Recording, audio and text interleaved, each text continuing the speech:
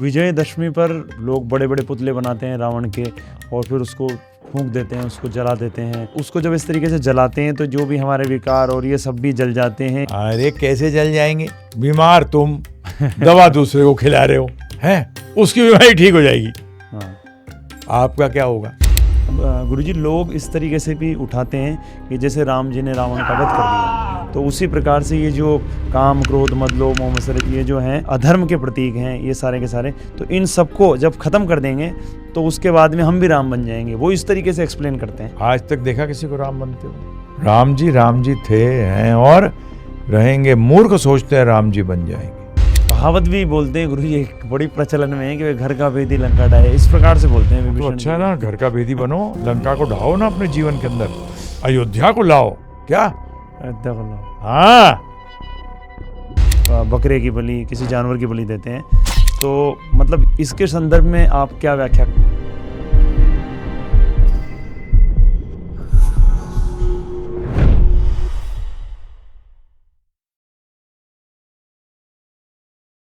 हरे कृष्णा, जय गौर हरि।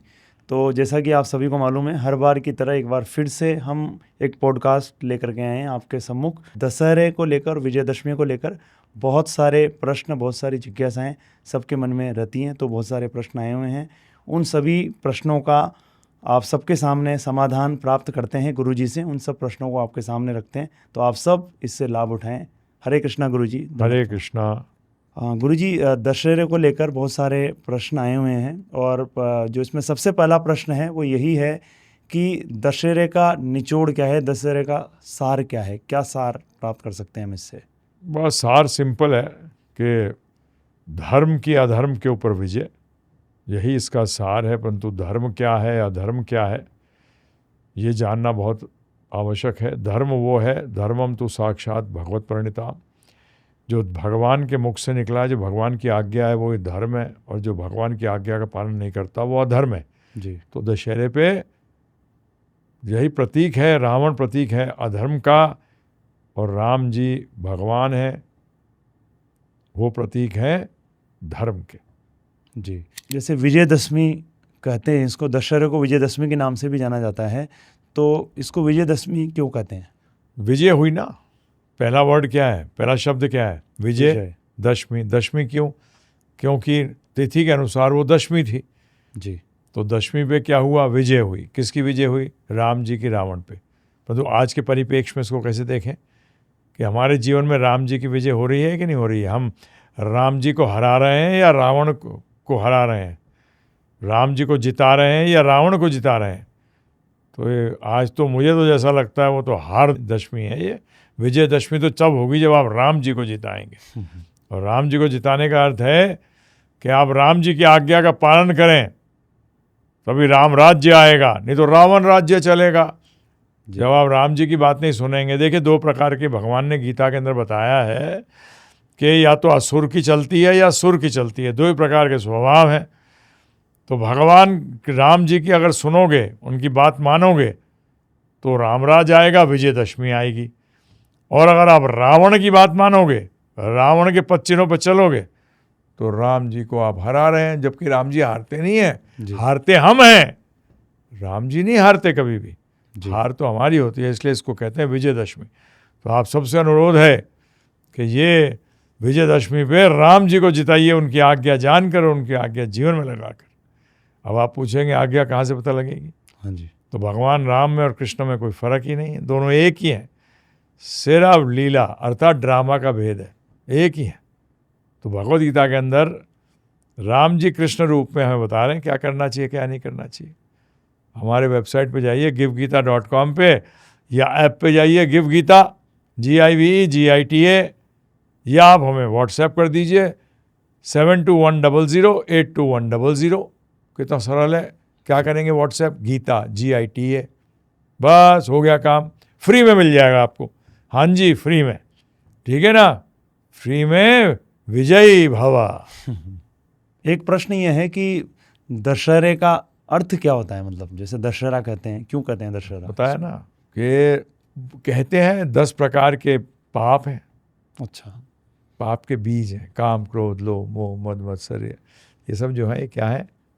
बीज हैं पाप के, तो ऐसे 10 हैं ये, तो इनको बोलते हैं इन 10 का नाश करिए, तो इसलिए दशहरा भी बोल देते हैं इसको। जी राम जी की मानिए ना, सब असली दशहरा मनाइए। जी, जैसे आपने बताया कि जो ये विकार हैं, तो मतलब लोगों को तो इन विकारों के विषय में आज का जो यंगस्टर है उसको तो पता ही नहीं है, तो वो कैसे समझे, कैसे पता लगे इन सब के बारे में? हाँ, तो बताया ना, भगवद गीता में जाएं। अच्छा। भगवद गीता गलत क्या है सही क्या है कैसे पता लगता है? कानून की किताबों से, जी है ना। कानून की किताबें क्या है कि आपका जीवन जो है वो सरल हो जाए, आराम से चले, है ना। ट्रैफिक के नियम क्यों हैं? जी वो इसीलिए ट्रैफिक के कानून इसलिए है कि आप अपने गंतव्य पर आराम से पहुंच सकें बगैर किसी प्रॉब्लम के, बगैर किसी एक्सीडेंट के। तो इसी तरीके से जी क्या करिए, भगवद गीता जानिए, पहले तो लक्ष्य समझिए हाँ जी कि जीवन का लक्ष्य क्या है, और फिर उस लक्ष्य को प्राप्त करने के लिए क्या करना है और क्या नहीं करना है, सिंपल। ठीक है ना जी। जी तो आपसे अनुरोध है कि ये बताया आपको, givgita.com पे जाइए या गिवगीता ऐप पे जाइए जी और सुनिए फ्री में, और अपने जीवन को इस विजयदशमी पे अपने को विजयी बनाइए। जी।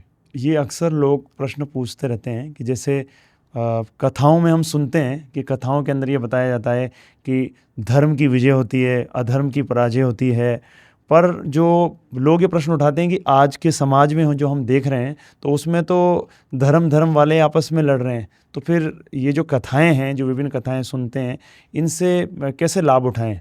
धर्म तो एक ही है, धर्म तो दो है ही नहीं। जो सोचता है धर्म दो हैं वो धर्म को समझा ही नहीं। धर्म तो एक ही है, सनातन धर्म। उसका किसी हिंदू, मुस्लिम, क्रिश्चियन इन सब से कोई मतलब ही नहीं है, सिख, ईसाई कुछ नहीं। ठीक है ना। वो तो आत्मा का धर्म है। किसका धर्म है? आत्मा का धर्म। तो जब धर्म ही एक है तो झगड़ा कैसा है जी। जी बाकी श्रद्धाएं हैं, धर्म तो एक ही है। तो इसलिए युद्ध चलता है धर्म में और अधर्म में।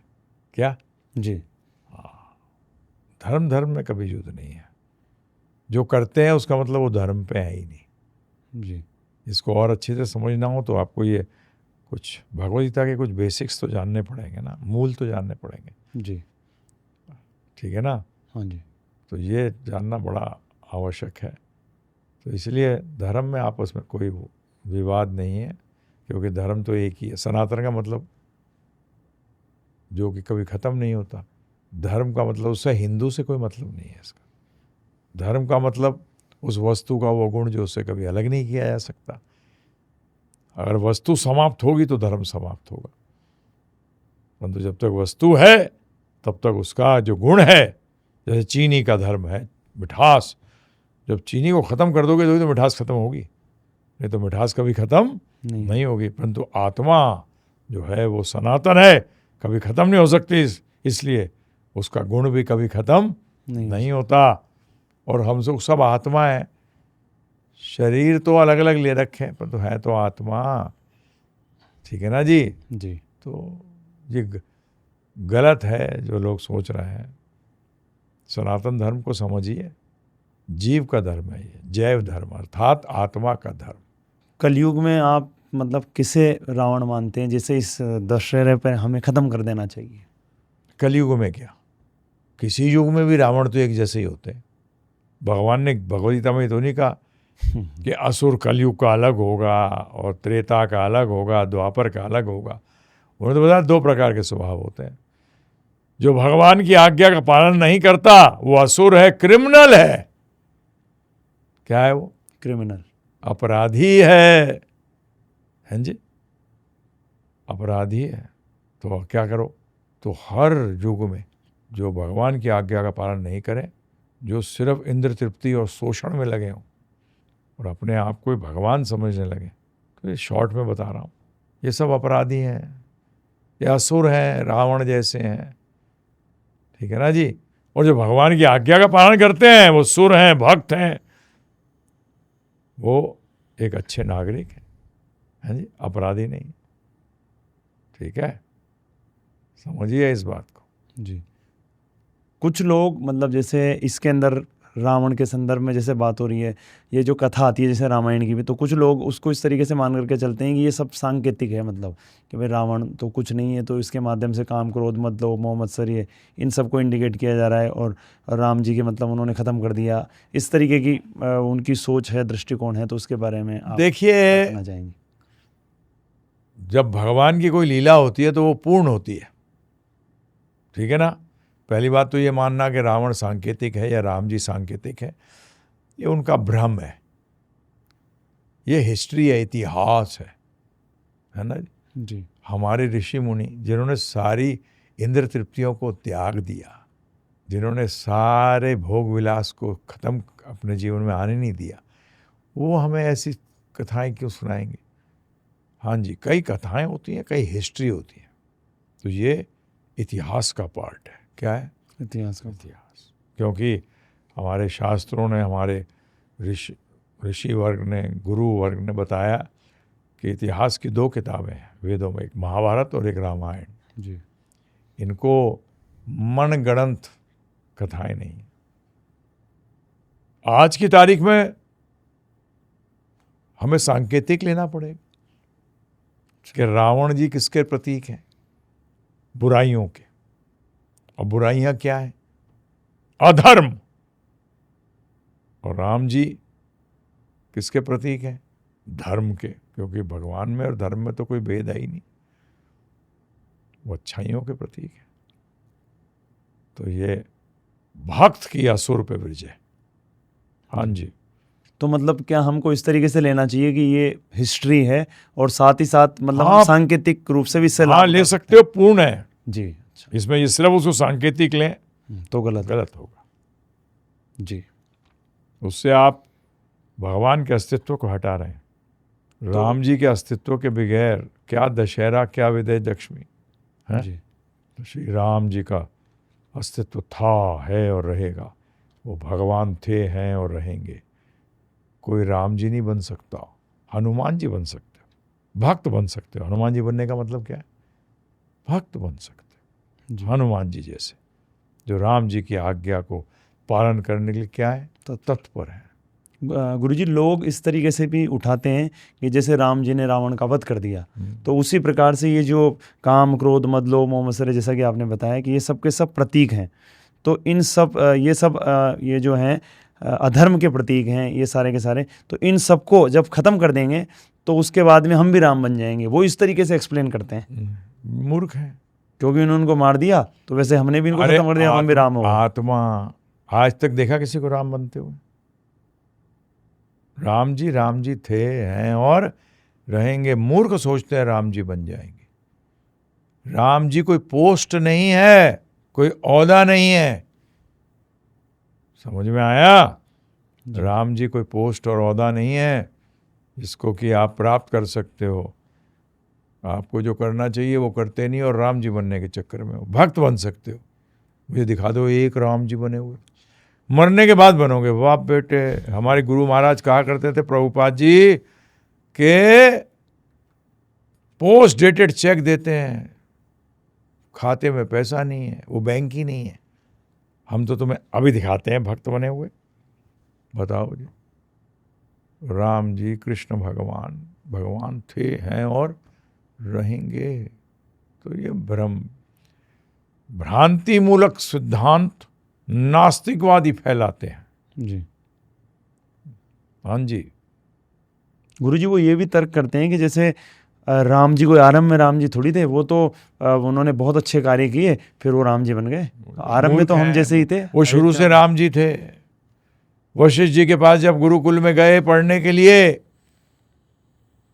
क्या किया? वशिष्ठ जी ने उनको आंगन में बीच में खड़ा किया, उनके परिक्रमा लगाई और बोले, हे भगवान, मैं आपको क्या पढ़ाऊंगा, आप तो आदि गुरु हो, परंतु आप ये लीला करना चाहते हो, ये ड्रामा करना चाहते हो जिसमें मुझे आप का मैं गुरु बनूं, तो ठीक है, ये आपकी इच्छा है। तो भूल गए, तो बच्चे थे उस टाइम, तब भी वो राम जी थे। क्या थे? हाँ, भगवान ही थे। तो इसलिए ये भ्रांति मूलक सिद्धांतों में नहीं फंसना चाहिए। राम जी भगवान थे, हैं और रहेंगे।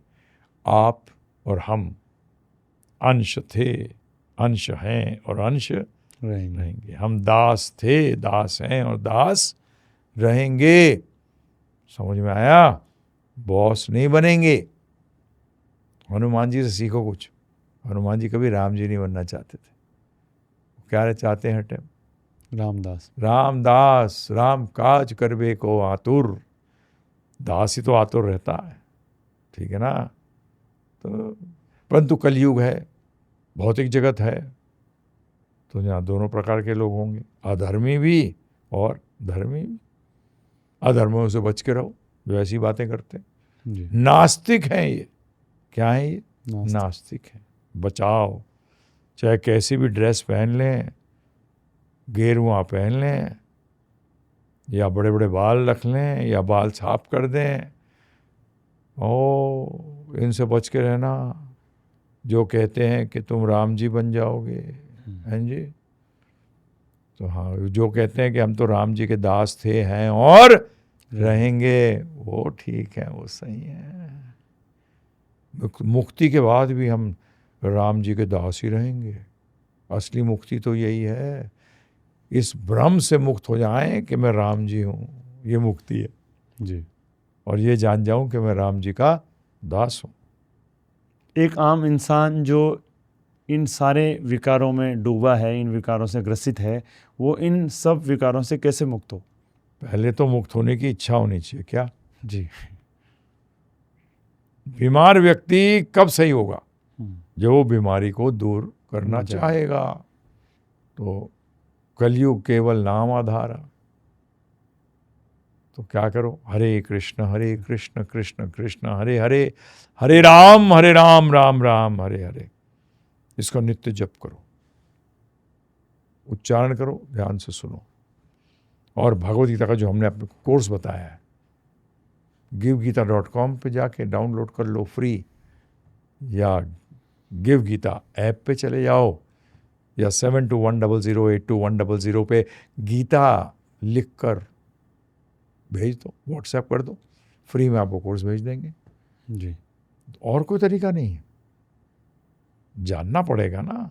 आज आप चाहते हैं मैं आपको 1 मिनट में तरीका बता दूं? हाँ, थोड़ा समय दीजिएगा, ज़्यादा नहीं मांग रहा, सुनिए इसको, ठीक है ना प्रभु जी?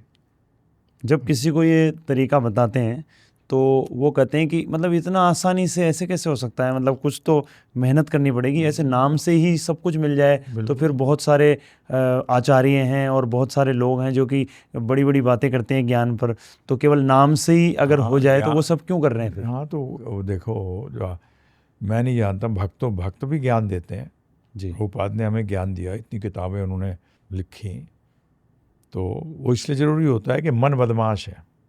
क्या है? मन बदमाश। हाँ, जबकि बुद्धि को तेज होना चाहिए मन से, परंतु मन अभी बदमाशी करके बुद्धि से अपना काम निकाल रहा है, जबकि बुद्धि बॉस है, परंतु मन बना हुआ है बॉस, तो इसलिए प्रॉब्लम है। तो बुद्धि को स्ट्रांग कैसे करेंगे? तो ज्ञान लीजिए और साथ में हरे कृष्ण महामंत्र करिए। जब समझ जाएंगे तो पता लग जाएगा कि अरे तेरे की भगवान का नाम लेने से काम हो जाएगा, परंतु उसके साथ काम लेने के बाद भी पता होना चाहिए ना कि नाम, शुद्ध नाम कैसे लें, क्या करें? शुद्ध नाम। हाँ, शुद्ध नाम। अब भाई साहब, दौड़ने से थोड़ी ओलंपिक गोल्ड मेडल मिल जाता है, तेज दौड़ने से। क्या? तेज दौड़ना। हाँ, तो इसी तरीके से नाम लेने में बहुत दम है, क्योंकि नाम ही आपको शुद्ध नाम तक पहुंचाएगा। जी। तो जब शुद्ध नाम लेंगे, वाह, पूछिए ही मत। क्या समझ में आया? जी। और घमंड और आत्मसम्मान में क्या भेद है गुरुजी? सिंपल है। घमंड का मतलब मैं श्रेष्ठ, तू नीचे।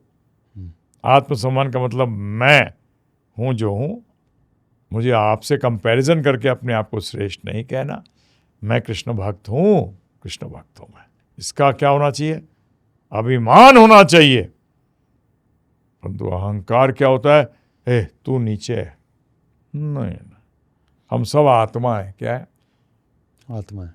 अलग अलग अज्ञानता के स्तरों पर फंसी हुई है, समझ गए?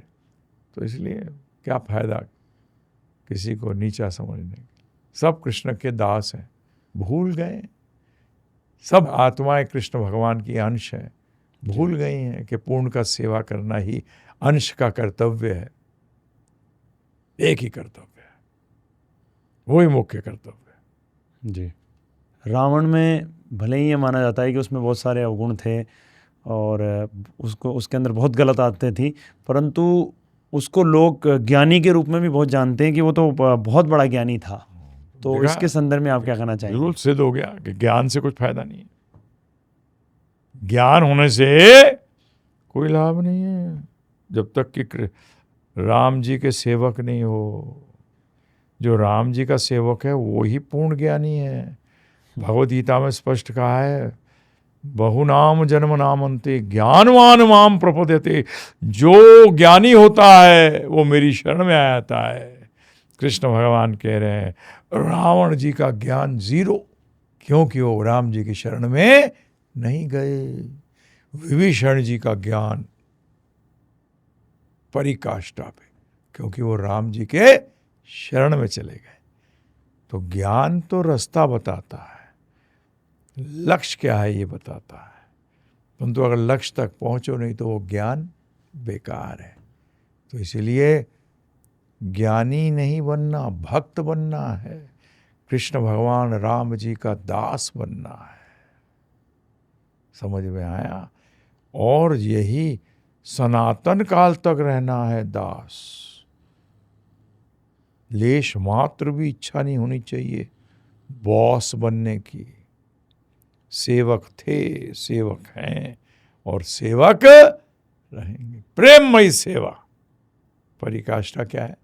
प्रेममयी सेवा। प्रेममयी सेवा। वैसे देखा जाए माँ का ओहदा बच्चे से बड़ा होता है, परंतु माँ कितने प्रेम से बच्चे की सेवा करती है? जी। ठीक है, तो इसलिए सेवा करनी है हमें। हम राम जी नहीं हैं, हम राम जी के सेवक हैं। प्रेम से सेवा करें। नवरात्र के जो 9 दिन हैं, इसमें हम किस तरीके से दशहरे की तैयारी करें? जो 9 दिन है वो फिर दशमी तक पहुंचने के लिए, ऐसा इनमें आपस में कोई कनेक्शन है क्या, कुछ संबंध है? देखिए पूरे साल करनी पड़ेगी। अच्छा, कुछ बोलते हैं ऐसे कि भाई ये नहीं है, ऐसा नहीं है? जी। 9 दिन 9 दिन क्यों? पैसा कब कमाना चाहते हो, 9 दिन या 365 दिन? 365 दिन। तो फिर भक्ति के लिए 9 दिन किसने कहा है? जी है 365 दिन इंटू 24 घंटे सततम कीर्तयन्तो माम। भगवान कहते हैं हर समय मेरा गुणगान कर, सर्वकालेषु माम अनुस्मरण, सब काल में।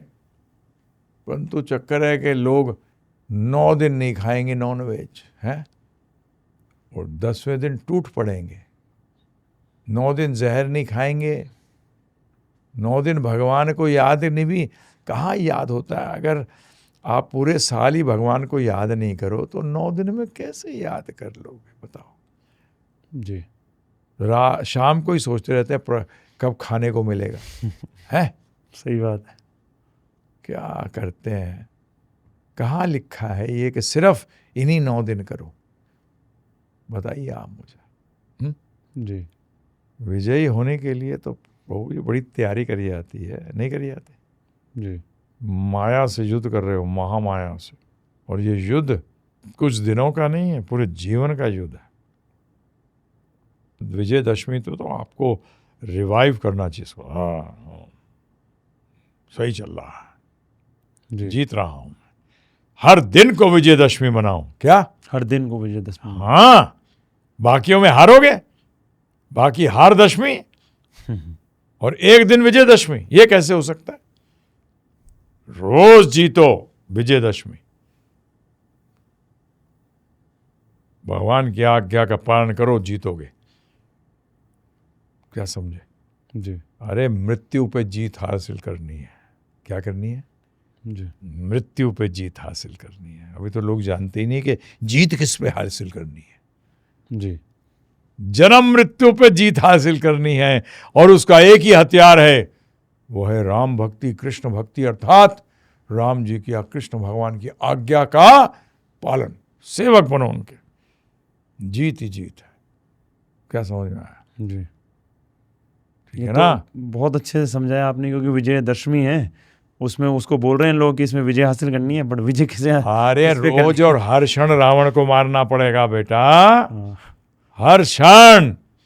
एक दिन रावण को मारने जी तो रावण, मन रूपी रावण, भगवान ने कहा इससे बड़ा कोई दुश्मन नहीं है, इसको तो पीट पीट के मित्र बनाना पड़ेगा। क्या? पीट पीट के मित्र। हाँ, क्या समझ में आया? ये रावण रूपी मन को मारो।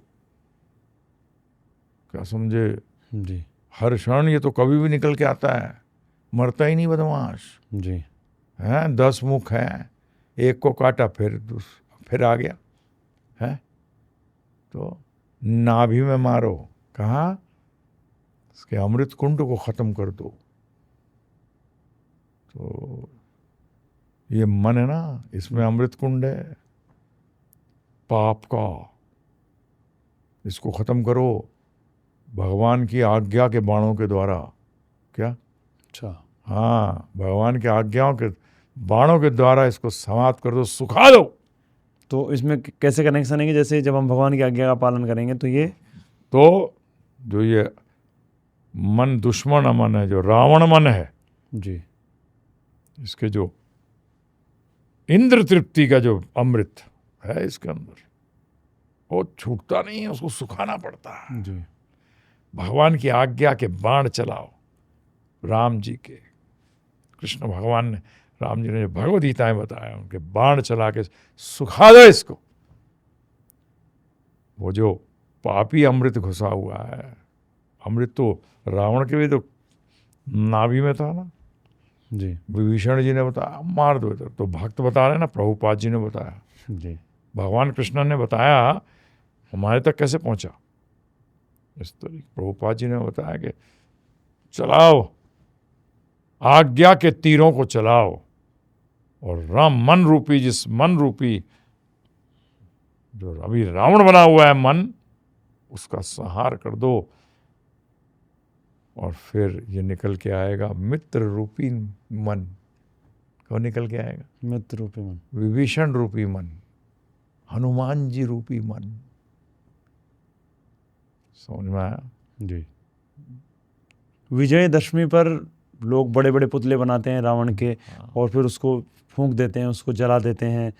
तो प्रश्न यही है कि क्या मतलब उनको उसको जब इस तरीके से जलाते हैं तो जो भी हमारे विकार और ये सब भी जल जाते हैं, या फिर इसके लिए कुछ और प्रक्रिया अपनानी पड़ती है? अरे कैसे जल जाएंगे? हैं? बीमार तुम, दवा दूसरे को खिला रहे हो, हैं? उसकी बीमारी ठीक हो जाएगी, हाँ, आपका क्या होगा? है जी। जी रावण को देख के याद करो कि कहाँ घुस गया अंदर। अरे उसने लंका बना रही है आपके मन के अंदर, उसने लंका बनाई हुई है। इस लंका को समाप्त करो और राम राज्य स्थापित करो, अयोध्या बनाओ इसको। क्या बनाओ? अयोध्या। हाँ, अब बाहर ठोकने से क्या होगा? लंका तो अंदर बना के बैठा है रावण। रावण हंसता है, ए बेवकूफ कहीं के, मैं तो अंदर बैठा हूं और ये बाहर ठोक रहा है। हाँ जी जी। क्या समझ में आया? तो ये अंदर जो लंका बनी हुई ना, इसमें रावण राज्य कर रहा है, इसको खत्म करिए और इसमें राम जी की अयोध्या बसाइए, जहां राम जी की चलती हो, रावण की नहीं। समझ में आया? गीता में स्पष्ट कहा है भगवान ने, ये मन सबसे बड़ा दुश्मन, और यही को अगर आपने अयोध्या बना दिया तो ये सबसे बड़ा मित्र बन जाता है। ये जो दशहरा का जो पर्व है, ये सनातनियों को किस प्रकार से मनाना चाहिए? मतलब पूरा उनका दिन कैसे शुरू होना चाहिए, किस प्रकार से? पहली बात तो मैंने आपको बताई, रोज विजयदशमी मनानी पड़ेगी। अच्छा। एक दिन मनाने से काम नहीं होने वाला जी। बहुत बड़ी बीमारी है सबको, भवरोग। क्या भवरोग? तो जो मैं दशमी के लिए कह रहा हूँ वो रोज के लिए रोज कह के रहा हूँ। लिए। एक दिन में क्या होने वाला है? एक दिन दुकान खोलो, 364 दिन बंद रखो, कुछ नहीं होगा। अरे कुछ नहीं बर्बाद हो जाओगे। हाँ, कुछ नहीं तो अच्छा है न्यूट्रल है वो, हाँ, परंतु बर्बाद हो जाओगे। बिल्कुल। सुबह उठो, ये हमने सब बताया है भगवद गीता के कोर्स में कि कैसे आपको जीवन जीना चाहिए। छोड़ने की जरूरत नहीं है, जोड़ने की जरूरत है। जी। आयो, जैसे राम जी को लाओगे लंका खत्म हो जाएगी। कितना सरल है। आप लंका को राम जी के बिना खत्म करने की कोशिश करिए, नहीं कर सकते। कोई मार पाया रावण को? नहीं। बड़े बड़े देवी देवता नहीं मार पाए उसको। कैसे मारा? राम जी ने आ गए। आपसे अपने जीवन में राम जी की आज्ञा को लाओ, कौन खत्म? रावण की लंका का तहस नहस हो जाएगा। सुबह उठिए, मंगला करिए, हमारे साथ गिव गीता पे जाइए, लाइव गिव गीता यूट्यूब पे है, गिव गीता लाइव। रोज 4:30 बजे मंगला करिए। मंगल आरती कहते हैं उसमें, क्या कहते हैं उसको? मंगल आरती। मंगलमय हो जाएगा। हमारे साथ पूरे का मॉर्निंग का प्रोग्राम करिए, रोज हरे कृष्ण महामंत्र को जप करिए, रोज भगवद गीता को पढ़िए और सुनिए। भगवद गीता यथारूप, कोई भी भगवद गीता नहीं। भगवान ने गीता में स्पष्ट कहा है, भक्ति माम अभिजानति, भक्ति मुझे जान सकता है। ज्ञानी नहीं, ध्यानी नहीं, योगी नहीं, सिर्फ भक्त मुझे जान सकता है। तो इसलिए प्रभुपाद जी की जो अनुवादित भगवद गीता है, उनके लेक्चर हैं, हमारे भगवद गीता, उन्हीं की भगवद गीता को तो हमने समझाने की कोशिश करी है आप तक जी, उन्हीं की आज्ञा से। उसको सुनिए और जीवन को राममय कृष्णमय बनाइए। समझ में आया? जी। तो विजयदशमी रोज बनानी है। विजय रोज चाहते हो कि एक ही दिन चाहते हो? रोज चाहते हैं। हाँ, तो फिर तो रोज बनाना पड़ेगा ना। बिल्कुल।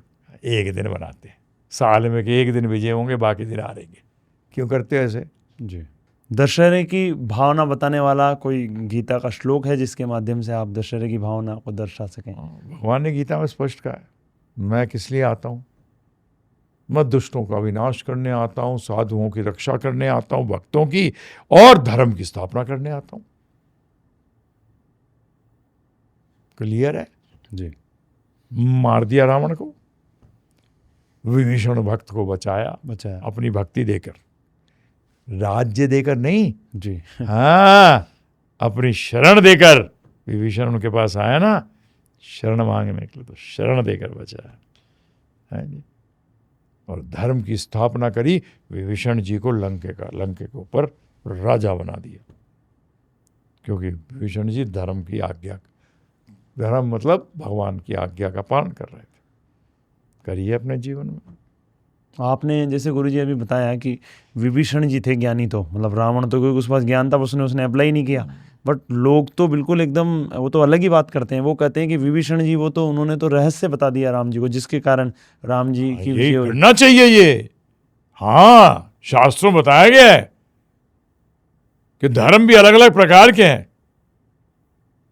सबसे श्रेष्ठ धर्म है भगवान के लिए समस्त धर्मों को त्याग दो। भगवद गीता में कहते हैं भगवान सर्वधर्मान परित्यज्य, सारे धर्मों को त्याग दे। ये भाई बंधु का धर्म विभीषण जी ने हमारे सामने। ये जो लोग ऐसा बोलते हैं, यही तो रावण है। रावण के चेले हैं ये जी। रावण को बचाना चाहते हैं। बेवकूफ, मूर्ख नहीं है। बिल्कुल। विभीषण जी ने तो कृपा कर दी। यही हमें सिखाया विभीषण जी ने।